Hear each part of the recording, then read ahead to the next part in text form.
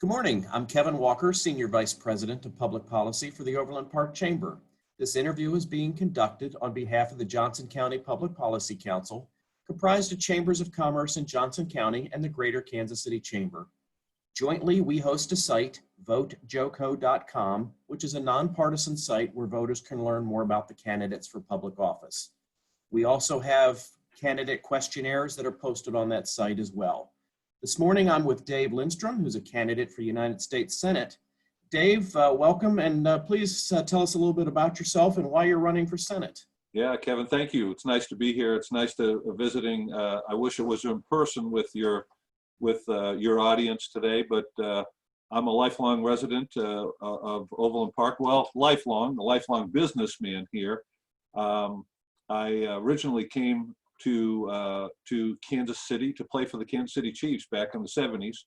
1978, came here, played 9 years in the NFL, have a degree in education, thought I was going to be a teacher, and that didn't work out because I had an opportunity to play in the NFL, and I took that opportunity, did that for 9 years, and then in 1986, I had an opportunity to own my own business, and I became a franchisee for Burger King and developed my first store just right up the street from the Overland Park Chamber offices.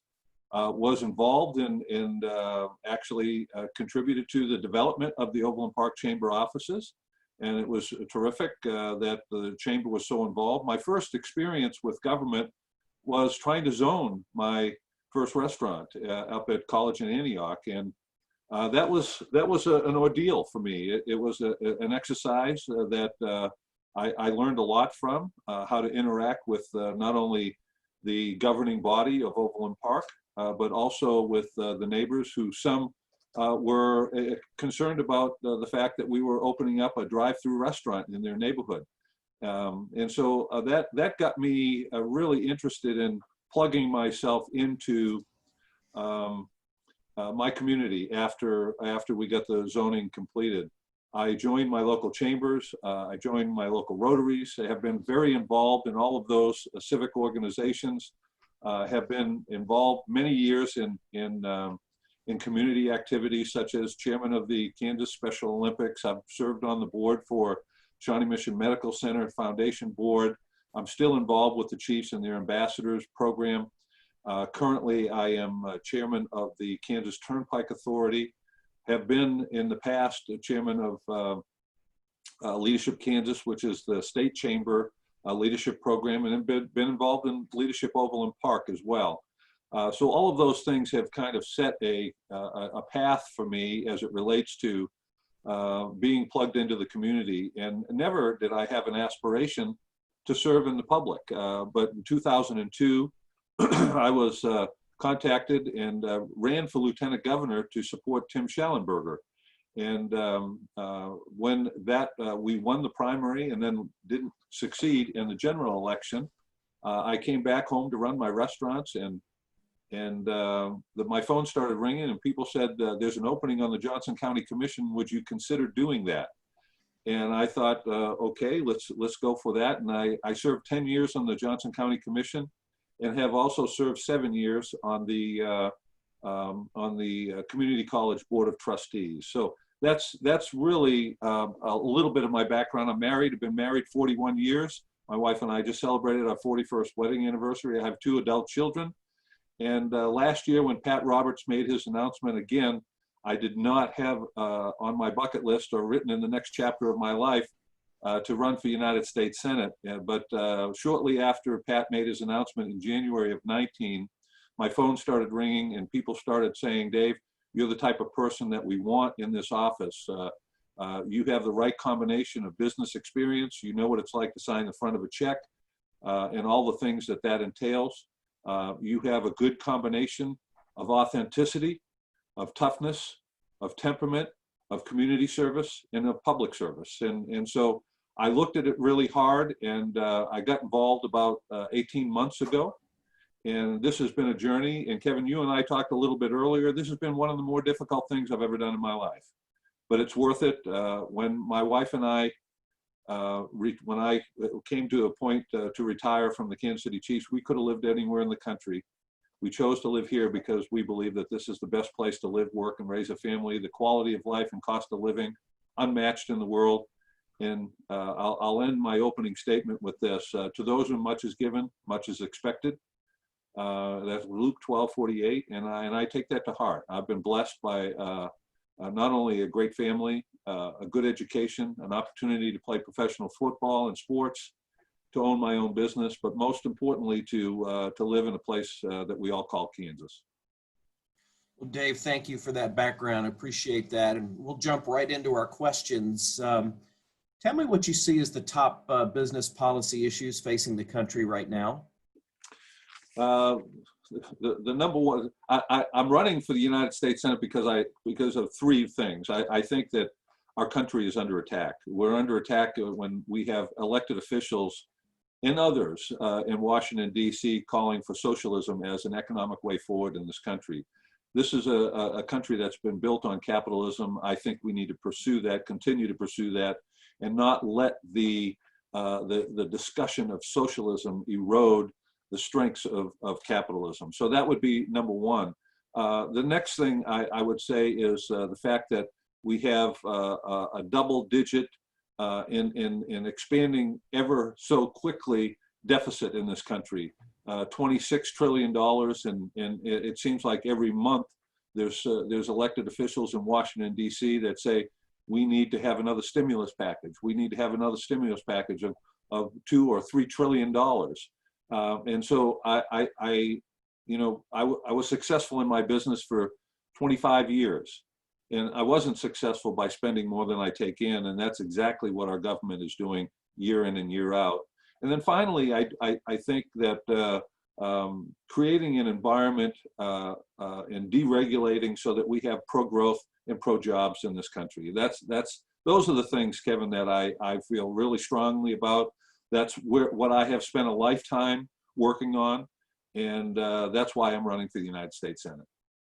I appreciate that. Thank you. And let's talk a little bit about your broader views on our federal tax policy.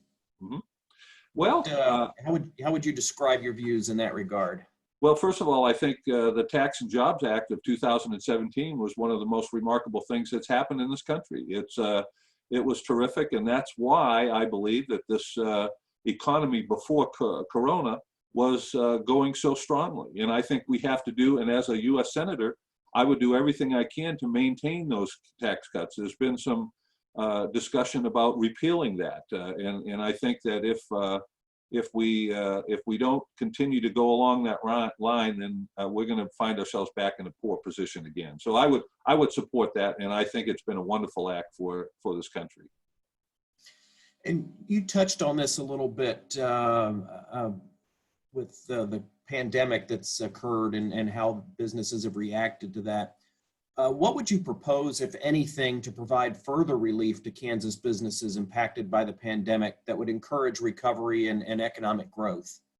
Yeah, anything to do with local government, I think they have the best, their finger most closely on the pulse of what's happening. So I think any government entity, whether it's local, whether it's state, or whether it's federal, I believe their main responsibility is to protect the vulnerable and at risk. And if that's a business, then we need to be cognizant of that. But most of that should be coming from local and state.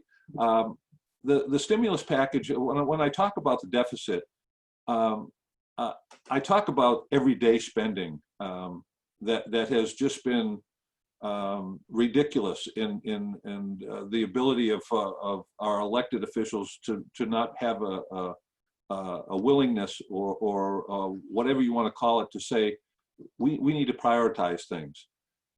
However, when you have a crisis like Corona, I think that there is a role for the federal government to step in and say we need to do some things to stimulate this economy, to support some of our business and enterprises that are creating jobs and creating livelihoods for those people that work hard every day to make this country what it is.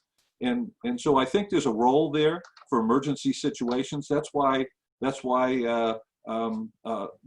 the entities that I've been involved with, whether it be the county commission or the community college why we have reserves for rainy day events. And this coronavirus is a rainy day event. And I think we need to be in a position to do that. But, you know, some of the things that happen, you know, the saying is some people don't let a crisis go to waste. I think there's also been some wasteful spending included in this coronavirus relief packages. You know, if they're legitimately going toward keeping people working, keeping the economy going, I am supportive of that. If it's wasteful spending for pet projects, then I would not be I would not be supportive of those. Good. You know, and while we're talking about the economy, certainly we're involved in an international economy. And so what are your thoughts on international trade and tariffs? Well, I have had an opportunity over the last 18 months to travel extensively throughout the state and back to Washington as well. And one of the things that I have learned as it relates to tariffs and the tariffs that have been related to ag specifically, that has affected our agricultural communities and farmers and ranchers to a strong extent. And when you're a U.S. Senator, you represent not only the northeast part of the state, you represent the whole state. And I have found that the farmers and ranchers and producers of this country and of this state they are patriots because they are willing to suffer short-term pain for long-term gain. However, although they are patriots, they do not want to be martyrs. They do not want to die on this hill. They are willing to support policies that enable us to level the playing field. That's all that I think we're trying to do with tariffs, is to level the playing field. We're not trying to create a situation that makes it more advantageous for us versus them, whoever our trading partners are.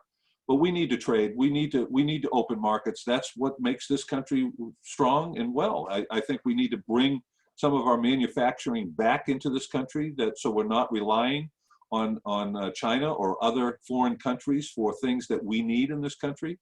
But one thing that we do here better than anyone else in the world is we have what I believe should be considered a national security item, and that is we feed the world.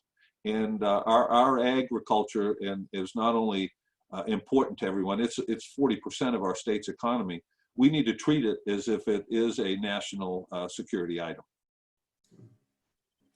You know, somewhat related to that is some of our discussions going on with immigration. So I'm curious what your thoughts are on our national immigration policy, and do you support employment-based immigration reforms to assist with workforce shortages? Absolutely, I do. So yes. What, you know, I know my audience here today, and my audience is chamber folks, and I want to emphasize those things in my background. And 25 years in fast food in the restaurant business, turnover was 250% a year. We would fill out hundreds of W-2s every year. I've employed, I've recruited, I've trained, I've tried to retain thousands of Kansans over the last 25 years in my 4 restaurants that we had. We need to have secure borders in this country. We need to secure our borders. We cannot have open borders at the expense of life, liberty, and the health of our citizens. We see that now with the corona going on. But we need to have an immigration program that works for our businesses here. This is what this country was built on. With the turnover that I had in my business, and the fact that we had people coming that working for us that were actually, some of them were immigrants as well. I think we need to reform that. When I go to a bank to open up a business and borrow money from the bank, they want 3 things from me. They want to know what I'm doing, how much I need, and most importantly, the bank wants to know, how am I going to pay back? How am I going to pay back the loan that I'm making? Which is called, it's a simple way of saying, we need a business plan, Dave, to open this business. I don't know that our country has a business plan as it relates to immigration. We need to do that.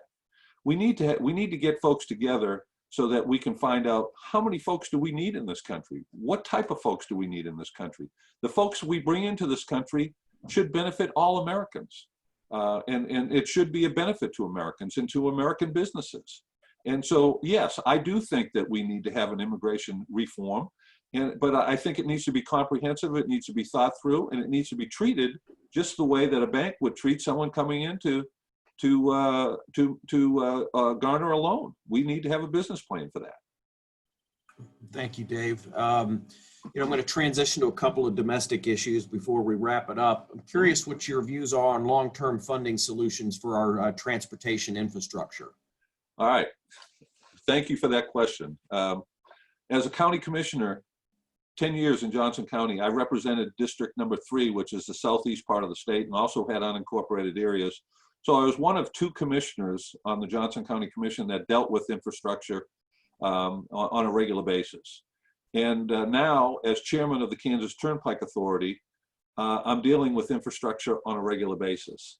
If elected senator, one of the things that I want to do, the first things that I want to do is I want to serve on the Ag Committee, I want to serve on transportation, and I want to serve on small business. Kansas is in a really unique position with our geographic position and the fact that we have wonderful transportation modes here. We need to continue to support that, but we can't let it disintegrate. We have to build that infrastructure, continue to build that infrastructure. And when you talk about infrastructure, and we're going into, and the technology is where it is, we need to be thinking about smart roadways. We need to be thinking about providing broadband to all parts of the state of Kansas. I talked about this being unmatched in the country as it relates to quality of life and cost of living. And then you talk about our geographical location as it relates to this country and the world. We are in the position that I'm excited about some of the possibilities we have. But in rural areas, we're losing population. We're losing population because there's not jobs there. The quality of life is there. The Kansas quality of life is just terrific. We need to have the technology in some of those rural areas so the infrastructure can be there, because in today's day and age, you don't need bricks and mortar to conduct business. You can work out of your home. I mean, people have found that right now, just as it relates to the coronavirus and being quarantined at home. We need to create those situations and provide those services in rural America as well, so that we can capitalize on those things. But transportation, aviation, railway, roadways. I mean, this is how this country has been built. One of our most famous American presidents, Dwight Eisenhower, knew the importance of infrastructure, not only to the country, but to the state. Absolutely. Another question that's really important to individuals as well as the business community is what do you think the federal government's role should be as it relates to our healthcare system? Yeah, I think they need to get out of the way, and they need to supply or provide whatever infrastructure there could be. But our healthcare structure needs to be transparent. It needs to be accessible. It needs to be affordable. And most importantly, it needs to be market driven. Right now, we have a fee-for-service program that really rewards providers for services provided as opposed to patient outcomes. We need to have patient outcomes. If the federal government can get some of this regulation out of the way so we can buy policies across state lines, I think if any new healthcare program should allow people the right to try. If I'm in a desperate situation where I have what most people think is an incurable disease, and there are some experimental treatments out there, I ought to have a right to try those type of treatments. And I think any healthcare program needs to have an option for people with pre-existing conditions. So, and I also think that I really am supportive of a program that allows young people 26 years or younger to remain under their parents' programs. But more importantly than anything else, I think it needs to be market driven. It needs to be, I mean, you and I, if we're going to buy a car, we know what the price of that car is, what that automobile is. There's no question about that. But sometimes when we go to the doctor's office, we don't know what the cost of an x-ray is. We don't know what the cost of a particular treatment is. And so I think it needs to be market driven and transparent, any kind of a program, and anything I can do as a US Senator to promote that, the accessibility, the affordability, the transparency, and most importantly, the market driven aspects. My last question for you, Dave, is what do you think distinguishes you most from your opponents in the race? Yeah, well, and I appreciate that. I appreciate that. I'm not a career politician. I'd say that what most distinguishes me from the other people in the race is I'm not trying to climb the ladder. I'm not trying to get elected or reelected so that I can be somebody. I've accomplished things in my life. I've owned my own business. I've played professional football. I'm not going to Washington for a job. In fact, I want you to know that I'm not going there to gain power. I'm going there to serve, not to self-serve. And I think in many of the instances of my opponents, they're doing just the things that I said I'm not. I think that if your viewers are looking for someone who's authentic, who's tough, who's willing to make hard decisions, who knows what it's like to look at a spreadsheet and make hard decisions, who's not beholding to anyone in Washington, D.C., who's only beholding to the people who they represent in the state of Kansas, who doesn't represent special interest, who's not trying to climb the ladder, get ahead. I think I offer them a unique option. And I do have a background in business. I do have a background in a proven record that I don't think any of the others in the race have a proven record of 3 decades plus of being involved in my community and not in a paid position, in volunteering. And so those are the things that I think I offer. But most importantly, someone who will make decisions for what's good for Kansas and not any special interest, not any special entities, not to climb a ladder or get ahead. Well, Dave, I appreciate you taking time to spend a little bit of time with us and answering a few questions. I want to give you a chance to make any closing comments you want to make. Yeah. Well, Kevin, you and I talked about this earlier. I want folks to know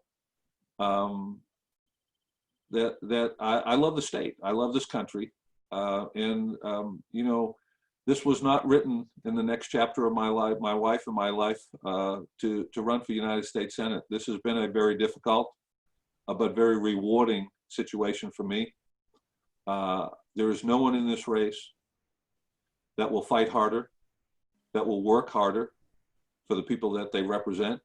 And I ask them, if you want to know more about me, I would suggest that you go on my website, lindstromforsenate.com. Or you can even call me. Call me on my cell phone. I'll give you that too. 913-706-7171. I would be humbled to have your vote on August 4th. And we're 2 weeks away from the primary election. And I'm proud to be a Kansan, proud to be American, and I'm proud to be running for the United States Senate to represent the great people of Kansas. God bless the state of Kansas, and God bless the United States of America. Well, again, Dave, thank you very much for your time. And let me remind everybody that advance voting currently is going on. And of course, Tuesday, August 4th is the primary election, and polls will be open from 7 a.m. to 7 p.m.